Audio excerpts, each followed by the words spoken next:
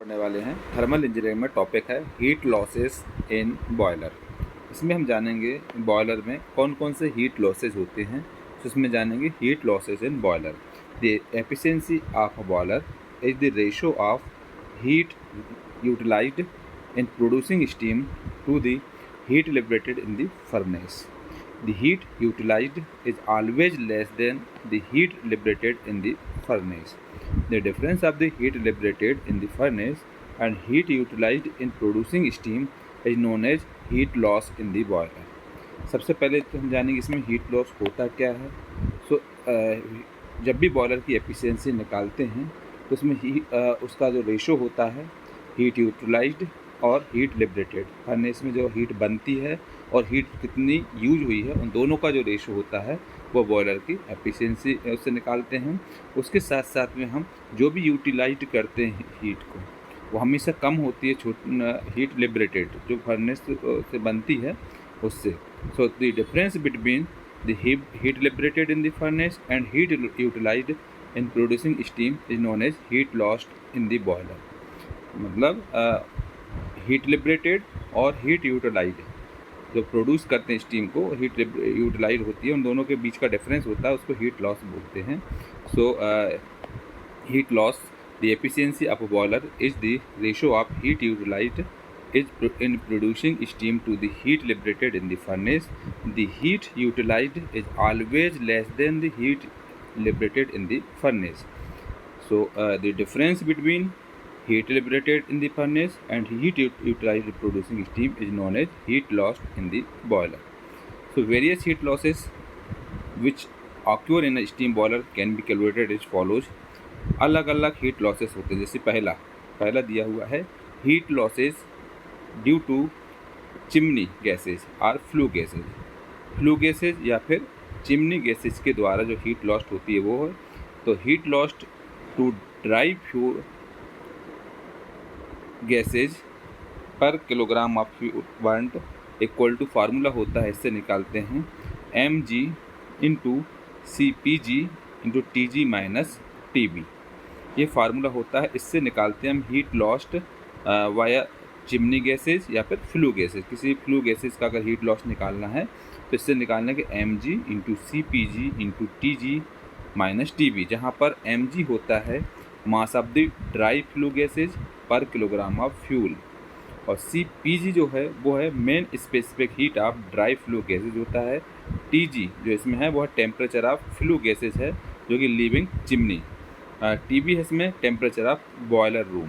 तो ये इसके पॉइंट दिए हुए हैं heat lost to chimney gases या फिर फ्लू गैसेज के लिए mg into CPG TG minus TB। इससे हम निकाल लेंगे इसका हीट लॉसेस फ्लू गैसेज के लिए, जहाँ पर mg इक्वल टू होता है mass of dry flue gases per kilogram of fuel, CPG equal to mean specific heat of dry flue gases, TG equal temperature of flue gases leaving chimney and TB equal temperature of boiler room. Second है इसमें heat lost to steam formed by combustion of hydrogen per kilogram of fuel. Per kilogram of fuel जो hydrogen combustion होती है steam में fuel में, तो उसके लिए हीट लॉस्ट होती है। तो उसमें क्या होता है mass of steam per kilogram of fuel burned equal to होता है 9H2 plus mass of moisture per kilogram of fuel. So assuming that the steam in flue gases exists as superheated steam, atmospheric pressure and pure gas temperature, then heat lost to steam per kilogram of fuel पर होगी 9H2 Hg plus Cp Tg minus 100 minus Hb। इसके Hg की value हम यहाँ रख देते हैं। इसके द्वारा आता है जब हम इसमें फ्रॉम स्टीम टेबल से प्रेशर 1.013 बार हो और temperature T equal to 100 degree centigrade हो, तो Hg इक्वल टू 2676 किलोजूल पर किलोग्राम होगा, जो कि एंथैल्पी ऑफ गैसेज रहेगी। सो 9H2 2676 ये Hg plus Cp Tg minus 100 minus Hb। Hb मतलब बॉयलर की एंथैल्पी और Tg मतलब फ्लू गैसेज है उसका टेम्परेचर, और Cp इसमें कांस्टेंट प्रेशर है। सो हीट लॉस्ट और to steam per kilogram of fuel के लिए ये हो जाएगा। इसके आगे heat lost to steam and moisture per kilogram of fuel, so 9H2 plus mm 2676 plus CP TG minus 100 minus HB, जहाँ पर MM इक्वल टू होता है mass of moisture per kilogram of fuel और CP इक्वल टू होता है mean specific heat of superheated steam in flue gases. HB इसमें enthalpy of water at boiler room temperature. Next है heat lost in moisture present in the fuel. जो fuel होता है उसमें moisture present होते हैं, उसमें हीट लॉस्ट होता है। So it is assume that the moisture is converted into superheated steam at atmospheric pressure, so but in actual practice it does not happen. So heat lost in moisture present in the fuel equal to होता है mm H superheated minus HB equal to mm Hg plus Cp Tg minus T minus HB। तो mm यहाँ हो जाएगा, Hg की value put करेंगे तो यहाँ हो जाएगा ये वाला 2676 plus CP TG minus 100 minus HB के बराबर। तो ये होता है heat lost in moisture present in the fuel. Next है heat lost due to unburned carbon in ash point pit पर। So the heat lost due to unburned carbon per kilogram of fuel पर होता है m1 into calorie value of the carbon, जहाँ पर m1 equal to mass of carbon in S pit per kilogram of fuel. Next है heat lost due to incomplete combustion of carbon to carbon monoxide.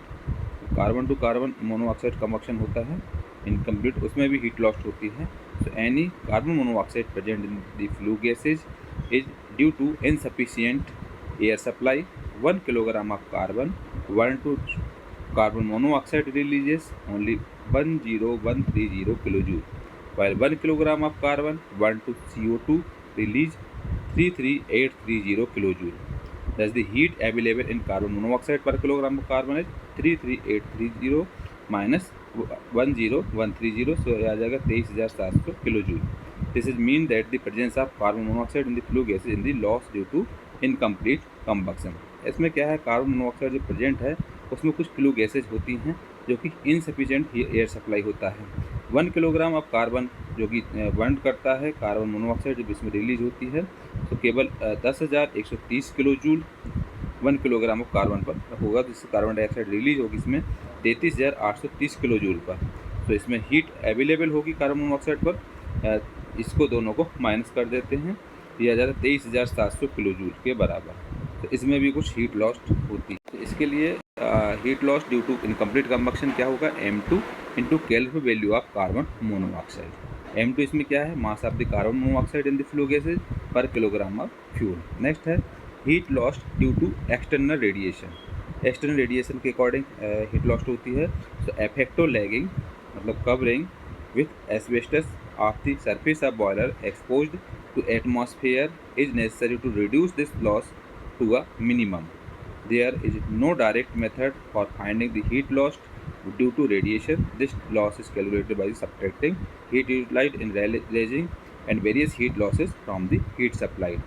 इसमें भी heat loss होती है external radiation के लिए। अब इसमें हम जानेंगे हीट लॉसेज इन बॉयलर के लिए। तो heat losses in boiler, heat losses होता है जब भी हम किसी बॉयलर की एफिशिएंसी निकालते हैं तो वो रेशो होता है हीट यूटिलाइज्ड जो कि प्रोड्यूस करने के लिए, स्टीम को प्रोड्यूस करने के लिए होता है, और हीट लिबरेटेड जो कि फर्नेस के द्वारा होता है। दोनों का जो रेशो होता है वो इससे हम एफिशिएंसी, और हीट यूटिलाइज जो होती है वो हमेशा कम होती है हीट लिबरेटेड इन दी फर्नेस से।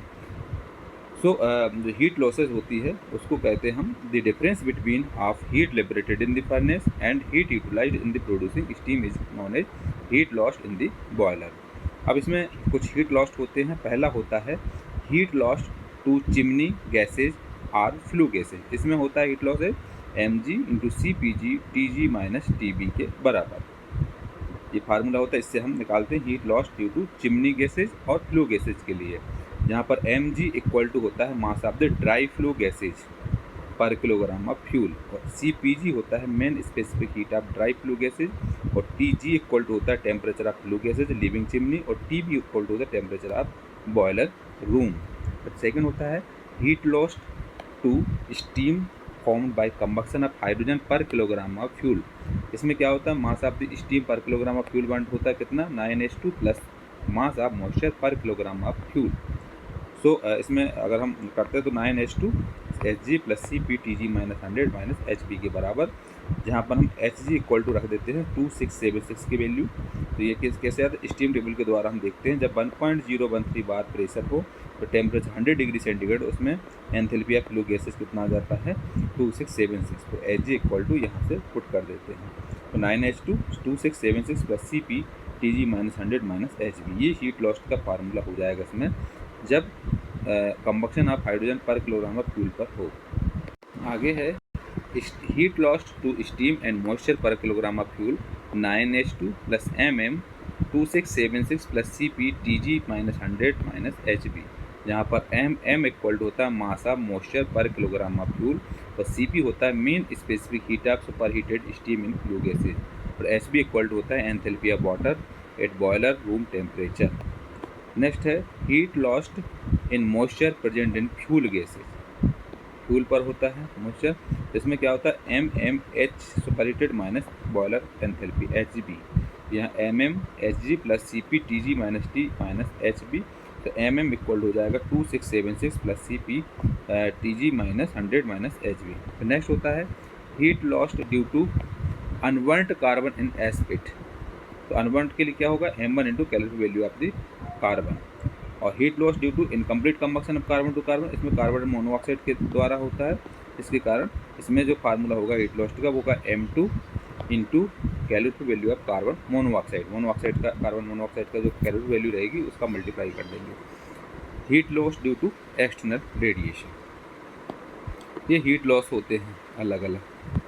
हीट लॉस कौन कौन से, पहला होता है heat loss to chimney gases and or flue gases, heat lost to steam formed by combustion of hydrogen per kilogram of fuel, फिर होता है heat lost in moisture present in the fuel, फिर होता है heat lost due to unburned gases carbon in ash pit, heat lost due to incomplete combustion of carbon to carbon monoxide, फिर होता है heat lost due to external radiation. ये होते हैं heat different types of heat lost on boiler.